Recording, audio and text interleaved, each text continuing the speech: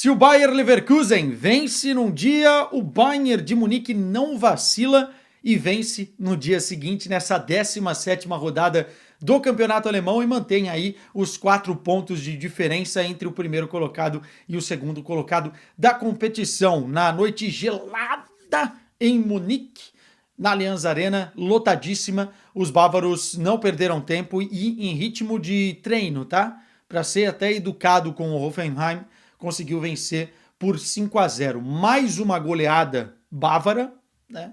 Contra um adversário fraco na Bundesliga. Óbvio que há uma expectativa muito grande de vermos uma atuação dessa de rolo compressor contra adversários mais fortes. O Hoffenheim passa um momento bem complicado, mudança de comando, um time que está brigando lá embaixo na tabela do campeonato alemão, mas o Bayern não tem nada a ver com isso, e depois de um jogo duro no final de semana contra o Borussia Mönchengladbach, que o Bayern conseguiu vencer por 1-0 fora de casa, conseguiu fazer também muito bem a gestão de carga, né, de trabalho dos jogadores, mexeu bastante o Kompany na equipe titular e depois foi mexendo durante a partida quando o jogo já estava resolvido, e 5-0 com alguns destaques que eu vou trazer aqui. Chega, deixa o like no vídeo, comentários de vocês também abertos, por favor, e se inscreve no canal quem não for inscrito. Vamos lá! Primeiro de tudo, escalação da equipe do Kompany é um pouco diferente do que a gente viu nos últimos tempos, né? O Manuel Neuer no gol, o Rafael Guerreiro na direita, na zaga o Pamecano e Eric Dier. Parêntese aqui já para o Eric Dier, tá? Uma das melhores contratações do Bayern de Munique a custo-benefício, porque na temporada passada ele já foi muito importante na reta final com o Thomas Tuchel. Pô, quesada, mas o Bayern não ganhou o título, é verdade, mas o Dier nunca se escondeu, pelo que custou, sempre entregou, sempre esteve lá presente, nunca reclamou de ser reserva, e é um cara que é interessante para completar elenco, né? Numa temporada onde você tem jogadores machucados, o Ito nem jogou ainda porque já chegou do Stuttgart e se machucou. Você tem também jogadores que você precisa fazer gestão de cargo, o Kim Min-jae, por exemplo, o Pamecano e Eric Dier. Fez uma boa partida o Dier, junto também do Upamecano. Gostei muito da dupla de zaga. O Hoffenheim não foi capaz de agredir o Bayern de Munique, de trocar alguma coisa contra o Bayern de Munique, a não ser um ou outro chute no segundo tempo.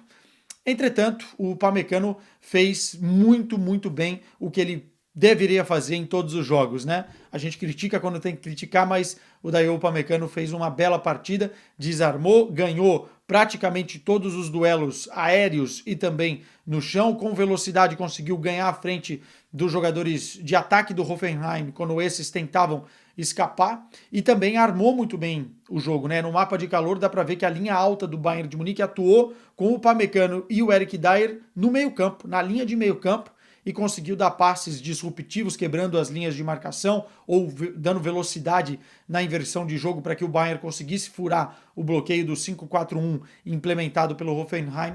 Gostei muito do jogo do Upamecano, tá? Uma taxa de acerto acima dos 90% a nível do passe, né? É um jogador que, por isso, ficou tanto tempo como titular nas mãos do Tuchel, e agora, no que o Kompany quer imprimir de jogo, com linha alta, recuperação pós-perda, é um jogador de confiança do Kompany. Tá? Ele erra bastante e se atrapalha em alguns momentos, já o fez nessa temporada, mas quando a gente tem que elogiar num jogo como esse, que o Bayern de Munique também não teve tanta pressão lá atrás, foi bem o Upamecano, né? O Davies jogando pela esquerda, esse já faz uma boa temporada há algum tempo. No meio-campo, uma dupla que eu acho muito interessante, dependendo do adversário que você vai enfrentar, né? Se você não tem um time que precisa de mais combatividade no meio-campo, jogar com Kimmich e Pavlovic é uma dupla de luxo no processo de construção, né? Muita qualidade no passe vertical, na bola dentro da área, né? No lançamento, na bola longa, enfim, na inversão de jogo. Os dois foram muito bem também. Aí na frente deles você teve o Olise no banco de reservas, Sané de um lado, Coman do outro, né? Revivendo tempos e tempos do Bayern de Munique, mais centralizado do Thomas Müller nessa linha de 3, e lá na frente o Harry Kane. Lembrando que o Bayern tem vários jogadores no departamento médico, jogadores voltando de resfriado, Musiala, por exemplo, jogadores voltando de lesão. Então o Bayern está tentando fazer essa gestão de carga o melhor possível. E como eu disse, o jogo foi em ritmo de treino, né? No primeiro tempo abriu cedo o placar, o que desbloqueou bastante a partida, né? Deu mais confiança ainda para os jogadores, uma bela recuperação do Upamecano, uma concatenação junto com o Rafael Guerreiro, que fez uma bela partida, e o Sané conseguindo fazer o primeiro gol, né? O Sané chegou de trás, batendo, bonito, cruzado e acertando um balaço, fazendo 1-0. Parêntese para o Rafael Guerreiro, tá? Acho que é um jogador inconstante, muitas vezes está no departamento médico, mas quando ele tá bem, ele consegue fazer duas coisas muito bem. Tanto o corredor direito, quanto também entrando como se fosse um homem de meio campo, um elemento surpresa, furando o bloqueio e chegando dentro das zonas de finalização. Não é à toa que o segundo gol do Bayern de Munique é exatamente do Rafael Guerreiro. Depois nós temos o terceiro gol com a penalidade do Harry Kane, e aí vamos abrir um longo parêntese. Harry Kane chega agora à marca dos 30, né, entre gols e assistências, né? É um jogador que já passou dos 20 gols, já passou dos 2 dígitos também a nível de assistências, e é um cara que, na questão das penalidades, vem tendo números assombrosos. Se o Bayern de Munique tem um pênalti, espere o gol, sempre, porque o Harry Kane parece que não vai perder. São 27 cobranças consecutivas convertidas, desde a Copa do Mundo de 2022, quando perdeu o pênalti nas quartas de final contra a França com a camisa da Inglaterra, contando o clube e seleção, ele tem 27 cobranças consecutivas convertidas. É muita coisa. Se a gente pegar o recorte desde que ele chegou no Bayern de Munique, são 18 pênaltis, 18 convertidos. Nessa temporada, 10 gols de pênalti. Tem uma taxa de conversão absurda na carreira, cara. Se a gente pegar os números completos, são 92 pênaltis até aqui, 81 convertidos e apenas 11 perdidos. Uma taxa que beira aí os 88% de conversão. É um especialista, e eu conversei com o Harry Kane na temporada passada, porque ele mudou o jeito de bater, né? A forma com que ele corre para a bola, a forma com que ele dá uma parada antes de acertar o canto, enfim. E ele disse realmente que depois da Copa ele resolveu mudar, se adaptar, e parece que deu muito certo, né? O cara não perde gol de pênalti. E aí muitos vão falar, pô, mas então ele só faz gol de pênalti, ele infla os seus números.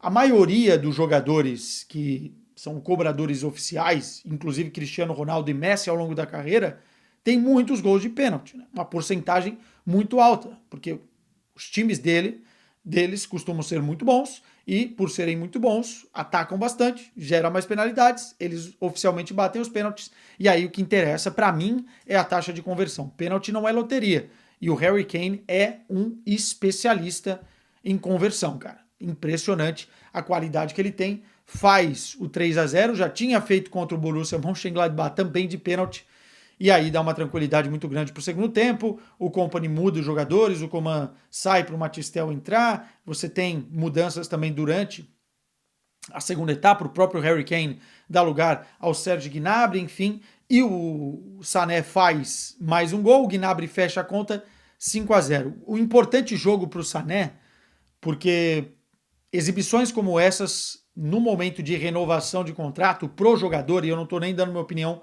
se ele deve renovar ou não, mas pro jogador é muito importante, né? Você conseguir ganhar confiança, demonstrar que, enfim, você está ali, né, fazendo o que tem que fazer, e foi uma boa exibição do Sané. Gostaria de ver essas exibições do Sané a nível mais competitivo contra adversários mais fortes, né? Acho que é isso que ele está devendo.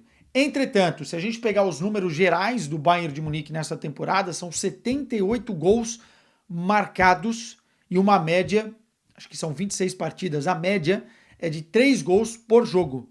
É um time que marca muitos gols. O Bayern de Munique, para a gente fechar aqui, na minha opinião, é um dos melhores times da Europa, não está no patamar de Liverpool, Barcelona, mas numa segunda leva que vem chegando, é um time que vai evoluindo. Talvez o recorte do Hoffenheim não seja para a gente, enfim, se empolgar muito com os bávaros, porém, essa média de gols, as coisas que o Bayern faz bem dentro da partida e os jogadores que estão voltando de lesão podem sim fazer de um time encorpado, caso também tenham uma ou outra contratação agora no mercado de inverno, para que esse time brigue por Bundesliga, muito provavelmente vai até o final brigando, e por Liga dos Campeões. O Bayern de Munique tem uma parada que faz muito bem e melhor que todo mundo dentro da Europa, que é a recuperação pós-perda numa média de 12 segundos, depois que perde a bola para recuperar. Isso tem a ver com a pressão muito bem feita com os jogadores em cada setor, né? Inclusive se deslocando de setores para conseguir compensar. Isso o Bayern faz bem. O que o Bayern precisa fazer de melhor?